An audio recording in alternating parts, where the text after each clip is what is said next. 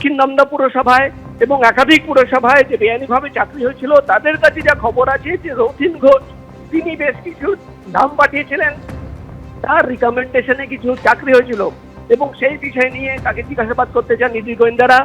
এবং সেই চাকরির পেছনে আর নেপথ্যে আর কি রয়েছে, কোনো টাকার লেনদেন হয়েছিল কিনা, আর্থিক লেনদেন হয়েছিল কিনা, তিনি আলটিমেটলি কোনো বেনিফিশিয়ারি রয়েছেন কিনা, এই সমস্ত প্রশ্ন সামনে রেখেই কিন্তু তাকে জিজ্ঞাসাবাদ করতে চান ইডির গোয়েন্দারা। ইতিমধ্যেই তুমি জানো সুজিত বসু প্রাক্তন দমকল মন্ত্রী, তাকেও কিন্তু একই মামলায় জিজ্ঞাসাবাদের জন্য তলব করে তাকে গ্রেপ্তার করা হয়েছে। তার যে ইনভলভমেন্ট সেটা নিয়ে তাকে দফায় দফায় জিজ্ঞাসাবাদ করা হচ্ছে। এবং ঠিক সেই সময় আমরা দেখতে পাচ্ছি প্রাক্তন খাদ্যমন্ত্রী রথীন ঘোষ তিনি ইডি দপ্তরে এসে পৌঁছেছেন এবং যেহেতু অনেকদিন ধরে তাকে জিজ্ঞাসাবাদের চেষ্টা করছিলেন ইডির গোয়েন্দারা এবং তিনি বারবার হাজিরা এড়িয়ে যাচ্ছিলেন, আজকে যেহেতু তিনি ইডি দপ্তরে এসে পৌঁছেছেন তাকে কিন্তু জিজ্ঞাসাবাদের জন্য এবার তদন্তকারী অফিসাররা প্রস্তুতি নিচ্ছেন। আর কিছুক্ষণের মধ্যেই তাকে জিজ্ঞাসাবাদের প্রক্রিয়া শুরু হবে। মূলত দক্ষিণ দমদম পুরসভায় এবং একাধিক পুরসভায় যে বেআইনি চাকরি হয়েছিল, তোমার মনে থাকবে যে অয়নশীলের সল্টলেকের অফিসে যখন তল্লাশি অভিযান চালানো হয় সেখান থেকেই কিন্তু পুরসভার একটি লিস্ট পাওয়া যায় এবং কোন পুরসভায় কত বেনিয়ম চাকরি হয়েছে, কত বেআইনিভাবে চাকরি হয়েছে, কারা কারা ইনভলভ রয়েছে। কম্পিউটারের হার্ড ডিস্ক একটা ফোল্ডার পাওয়া যায়, সেখানে কোড ওয়ার্ডের নাম পাওয়া যায়, সেখানেই কিন্তু সুজিত বসুর নাম ছিল, একাধিক প্রভাবশালী ব্যক্তিদের নাম ছিল। এবং সেই সূত্র ধরে যখন তদন্ত শুরু করা হয়, অয়নশীলকে যখন জিজ্ঞাসাবাদ করা হয়, অয়নশীলের কাছ থেকে সেই কোড ওয়ার্ডের নামের আসল নামগুলো পাওয়া যায় এবং সেই সূত্র ধরেই কিন্তু রথীন ঘোষ, সুজিত বসু, একাধিক প্রভাবশালী ব্যক্তিদের বাড়িতেও তল্লাশি অভিযান চালানো হয়। এবং তারপর থেকেই কিন্তু ইডি আধিকারিকরা রথীন ঘোষ প্রাক্তন খাদ্যমন্ত্রী তাকে কিন্তু নোটিশ পাঠানো হচ্ছিল, কিন্তু তিনি হাজিরা এড়িয়ে যাচ্ছিলেন, তাকে জিজ্ঞাসাবাদ সম্ভব হচ্ছিল না। কিন্তু যেহেতু তিনি আজকে এসে পৌঁছেছেন তাকে জিজ্ঞাসাবাদ করা হবে এবং মূলত দক্ষিণ দমদম পুরসভায় বা একাধিক পুরসভায় যে বেআইনিভাবে চাকরি হয়েছে, আর্থিক লেনদেন, টাকার লেনদেন, সিন্ডিকেটের যে খেলা, কারা কারা এই গোটা চাকরি পাইয়ে দেওয়ার জন্য রিকমেন্ড করেছিল, একাধিক প্রশ্ন রয়েছে। কিভাবে এই বেনিয়ম চাকরি হতো, অয়নশীলের যে সংস্থা এমএস ইনফোজন তাকে কি ইনস্ট্রাকশন দেওয়া হতো, সে কি করে এই পুরো গোটা পরীক্ষা করানো থেকে শুরু করে ওএমআর শিট ইভ্যালুয়েশনের কাজ করা, সেখানে তার কি ইনভলভমেন্ট ছিল, অয়নশীলের সঙ্গে তার কোনোদিন কোনো বৈঠক হয়েছিল কিনা, একাধিক প্রশ্ন রয়েছে যেটা সামনে রেখে প্রাক্তন খাদ্যমন্ত্রী রথীন ঘোষকে জিজ্ঞাসাবাদ করতে চান ইডির গোয়েন্দারা।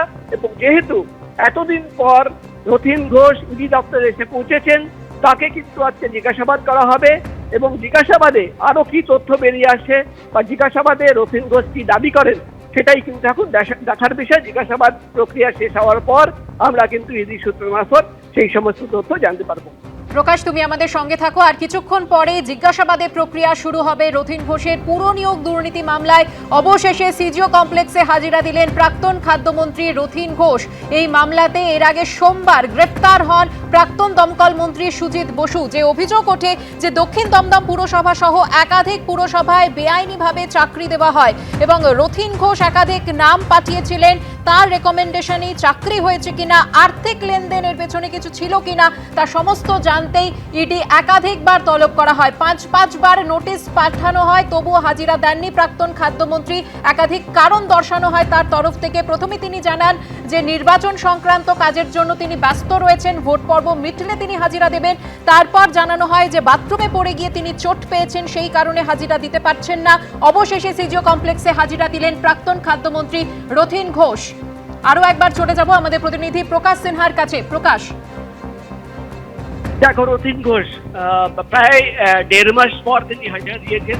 এর মধ্যে 5 বার তাকে নোটিশ পাঠানো হয়েছিল এবং 5 বারই তিনি কিন্তু হাজিরা এড়িয়েছেন, কখনো ভোটের কাজ দেখিয়ে, কখনো তিনি বাথরুমে পড়ে গিয়ে চোট পেয়েছিলেন সেই কথা জানিয়ে।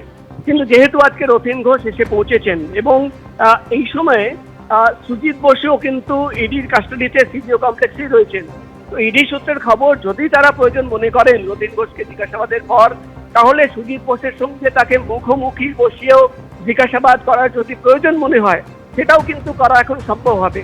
যেহেতু একই পুরসভা দক্ষিণ দমদম পুরসভা, দক্ষিণ দমদম পুরসভায় যে বেআইনিভাবে চাকরি হয়েছিল তোমার মনে থাকবে এটি তরফে যেটা দাবি করা হয়েছিল যে 150 জনের চাকরি হয়েছিল সুজিত বসু রিকমেন্ডেশন অর্থাৎ সুজিত বসুর মাধ্যমে দেশ সৃজনে চাকরি হয়েছে বেআইনি ভাবে, এবং সেখানেই কিন্তু আর্থিক লেনদেনের কথা বলা হচ্ছিল। এবার রথীন ঘোষের রিকমেন্ডেশনে অর্থাৎ রথীন ঘোষ কতজনকে চাকরি পাইয়ে দিয়েছেন তার একটা তালিকা রয়েছে ইডির কাছে, যেটা ইডি সূত্রের খবর, এবং সেই নাম ধরে ধরেই কিন্তু তাকে জিজ্ঞাসাবাদ করা হবে। এর মধ্যেই যেটা ইডি সূত্রের খবর, একাধিক সাক্ষীদের এবং যারা চাকরি পেয়েছে তাদের বয়ান রেকর্ড করা হয়েছে। সেখান থেকে রথীন ঘোষের নাম পাওয়া গেছে, অয়নশীলের বয়ান রেকর্ড করা হয়েছে, তাকে জিজ্ঞাসাবাদ করা হয়েছে। সেখান থেকে রথীন ঘোষের নাম পাওয়া গেছে এবং তারপরেই কিন্তু তার জিজ্ঞাসাবাদের প্রয়োজন ছিল। অর্থাৎ তার বিরুদ্ধে মূলত যে অভিযোগ, যে বেনিয়ম আইন না মেনে যে বেআইনিভাবে চাকরি হয়েছিল একাধিক পুরসভায়, তার মধ্যে মূলত দক্ষিণ দমদম পুরসভায়, সেখানে রথীন ঘোষের একটা ইনভলভমেন্ট ছিল। আর্থিক লেনদেনের তথ্য পাওয়া যায় এমনই দাবি কিন্তু ইডির তরফে করা হচ্ছে, এবং সেখানে রথীন ঘোষের কি ভূমিকা, তার কি বক্তব্য, সেই সত্যতা যাচাইয়ের জন্য যে অভিযোগ উঠে এসছে, যে এভিডেন্স ইডির কাছে রয়েছে, যে নথি রয়েছে, সাক্ষীদের বয়ান রয়েছে, সেই সমস্ত তথ্য, সেই বয়ানের কপি সামনে রেখেই কিন্তু রথীন ঘোষকে জিজ্ঞাসাবাদ করতে চান ইডির গোয়েন্দারা, এবং যাদের চাকরি হয়েছিল তাদের সঙ্গে রথীন ঘোষের কোনো লিঙ্ক রয়েছে কিনা, তাদের মাধ্যমে সেই নাম রথীন ঘোষের কাছে পৌঁছেছিল, এবং তার ইনভলভমেন্ট কি, মূলত তার ইনভলভমেন্ট কি গোটা বিষয় নিয়ে যে তথ্য ইডির কাছে রয়েছে, সেই প্রেক্ষিতে রথীন ঘোষের কি বক্তব্য, একাধিক প্রশ্ন রয়েছে যার উত্তর খোঁজার জন্যই কিন্তু আজকে রথীন ঘোষকে দফায় দফায় জিজ্ঞাসাবাদ করা হবে, এমনই খবর আমরা ইডি সূত্র মারফত জানতে পারছি। এর আগে যেন 5 বার তাকে তলব করা হয়। তিনি বারবার ইডি আধিকারিকদের চিঠি পাঠিয়ে জানিয়েছিলেন প্রথমের দিকে যে ভোটের কাজের জন্য তিনি আসতে পারছেন না। পরে তিনি জানান দুবার যে বাথরুমে পড়ে গিয়ে তিনি পায়ে চোট পেয়েছেন, ডাক্তার তাকে বেড রেস্টের সাজেশন দিয়েছে, তাই তিনি আসতে পারছেন না। আজকে সকালবেলা আমরা দেখলাম ঠিক 10টা নাগাদ রথীন ঘোষ তিনি ইডি দপ্তরের ভেতরে প্রবেশ করলেন, এবং ইতিমধ্যেই ইডির তরফে একটা টিম গঠন করা হচ্ছে যারা কিন্তু দফায় দফায় রথীন ঘোষকে জিজ্ঞাসাবাদ করবে, এবং তাদের কাছে যে প্রশ্নের তালিকা রয়েছে বহুদিন ধরে তারা চেষ্টা করছিলেন, তারা সেটা সম্ভব হচ্ছিল না। যেহেতু আজকে রথীন ঘোষ যে পৌঁছেছেন, এবার কিন্তু যে প্রশ্ন রয়েছে সেই প্রশ্নের প্রত্যেকটা প্রশ্নের উত্তর খোঁজার চেষ্টা চালাবেন ইডির গোয়েন্দারা। প্রকাশ, তুমি আমাদের সঙ্গে থাকো। সিজিও কমপ্লেক্সে এসে কি জানান প্রাক্তন খাদ্যমন্ত্রী, দেখুন। আমায় ডেকেছে কিসের জন্য আমি তো জানি না, জানতে পারবো, ভেতরে গেলে জানতে পারবো কিসের জন্য ডাকা হয়েছে তিনি কিছুই জানেন না, এমনটাই জানালেন রথীন ঘোষ। মোট 5 বার রথীন ঘোষকে তলব করা হয়েছিল, একবারও হাজিরা দেননি তিনি। এবার ইডিকে কিছু না জানিয়ে সিজিও কমপ্লেক্সে এলেন প্রাক্তন খাদ্যমন্ত্রী। আজ সকাল 10:15 নাগাদ ইডি দফতরে পৌঁছেছেন তিনি। এবিপি আনন্দ, এগিয়ে থাকে, এগিয়ে রাখে।